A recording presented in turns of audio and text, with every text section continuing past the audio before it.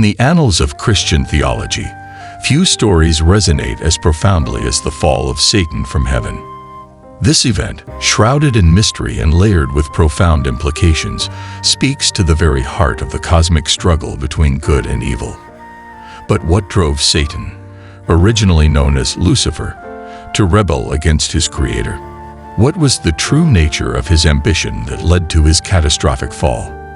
In today's video, we will embark on a detailed exploration of biblical texts, theological insights, and the broader context of Satan's rebellion to uncover the full scope of his ambition and its far-reaching consequences.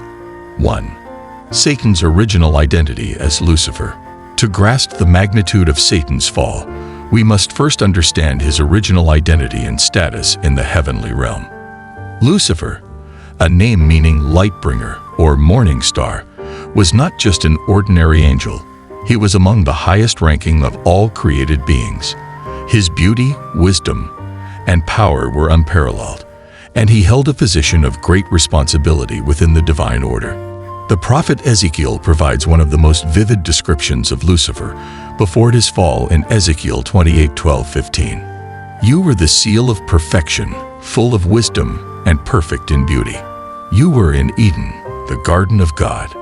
Every precious stone was your covering: the sardius, topaz, and diamond, beryl, onyx, and jasper, sapphire, turquoise, and emerald with gold. The workmanship of your timbrels and pipes was prepared for you on the day you were created. You were the anointed cherub who covers. I established you. You were on the holy mountain of God. You walked back and forth in the midst of fiery stones. You were perfect in your ways from the day you were created, till iniquity was found in you. 2. The nature of Lucifer's ambition. The heart of Lucifer's fall lies in his ambition, a desire that grew from pride and led to his ultimate rebellion. Isaiah 14:12-15 offers a glimpse into Lucifer's inner thoughts and the ambition that would lead to his downfall. How you are fallen from heaven, O Lucifer, son of the morning! How you are cut down to the ground, you who weakened the nations! For you have said in your heart, I will ascend into heaven, I will exalt my throne above the stars of God. I will also sit on the mount of the congregation on the farthest sides of the north. I will ascend above the heights of the clouds. I will be like the Most High. Yet you shall be brought down to Sheol, to the lowest depths of the pit. Lucifer's ambition was not just a simple desire for more power or prestige. It was an all-encompassing rebellion against the order of creation. He wanted to overthrow the very structure of divine authority, to replace God as the sovereign ruler of the universe. This ambition was rooted in pride, the first sin, and the root of all other sins. It was pride that led Lucifer to believe that he could be equal to God, that he could exist independently of the Creator's will. 3. The rebellion in heaven. In this passage, Lucifer is referred to as the dragon, a symbol of his power and the chaos he brought. The fact that he managed to rally a third of the angels to his cause, as suggested in Revelation 12:4, speaks to his charisma and the extent of his influence. These angels, who would later be known as demons, joined Lucifer in his attempt to overthrow God's rule.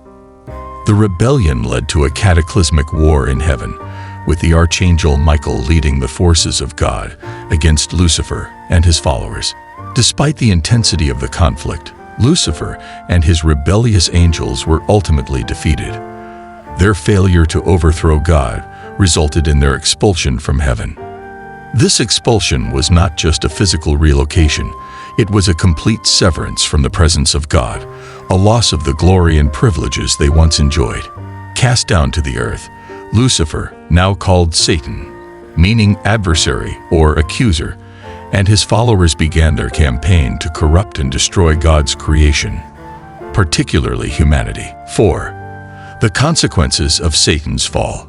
Satan's ambition didn't stop with his fall from heaven. Once on earth, he directed his efforts toward corrupting God's creation. The most infamous of these efforts was his temptation of Adam and Eve in the Garden of Eden. In Genesis 3, Satan, in the form of a serpent, deceived Eve into eating the forbidden fruit, thereby introducing sin into the world. The consequences of this act were catastrophic. Humanity, which was created in the image of God and intended to live in perfect harmony with Him, was now tainted by sin. Death, suffering, and separation from God became the new reality for humankind. In this way, Satan's ambition to be like God led to the fall of humanity, mirroring his own fall. However, the Bible also provides assurance that Satan's power is limited. He is a defeated foe, and his ultimate end is already determined. For now, believers are called to stand firm in their faith, resisting Satan's schemes and relying on the strength of God to overcome. 5. The ultimate defeat of Satan. While Satan's influence continues to be felt in the world, the Bible is clear that his ultimate defeat is certain. This final victory over Satan is a central theme in Christian eschatology, where the end of time will bring about the complete and total eradication of evil. Revelation 20:10 provides a vivid description of Satan's final judgment. The devil who deceived them was cast into the lake of fire and brimstone, where the beast and the false prophet are, and they will be tormented day and night forever and ever. This lake of fire represents eternal punishment, a place of utter separation from God and everything good. For Satan, this will be a final and irrevocable consequence of his rebellion. The one who sought to exalt himself above God will be brought to the lowest depths, experiencing eternal torment for his pride and ambition. 6. Lessons from Satan's fall. Lucifer's fall is a reminder of the importance of obedience to God's will. Unlike Lucifer, who sought his own way, believers are called to submit to God, trusting in His wisdom and goodness. Obedience to God is not a restriction, but a path to true freedom and fulfillment. As Jesus said in John 14:15, "If you love me, keep my commandments." Obedience is a demonstration of our love for God and our trust in His sovereign plan. It is through obedience that we align ourselves with God's purposes and experience the fullness of life that He desires for us. Finally, the story of Satan's fall assures us of the ultimate victory of God over evil. While the battle between good and evil continues in the present age, the outcome is already determined. Satan's defeat is certain, and God's kingdom will be fully established. The story of Satan's fall from heaven is a profound and sobering narrative that reveals the true nature of his ambition and the catastrophic consequences of his rebellion.